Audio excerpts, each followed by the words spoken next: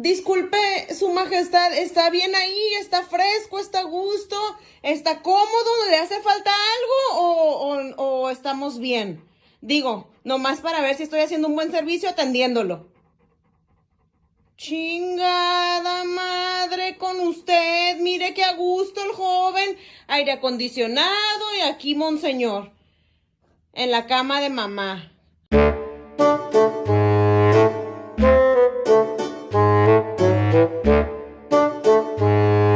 Gracias por tus likes, gracias por compartir y no olvides suscribirte a mi canal, ni de seguirme en TikTok. Ja, ja, ja.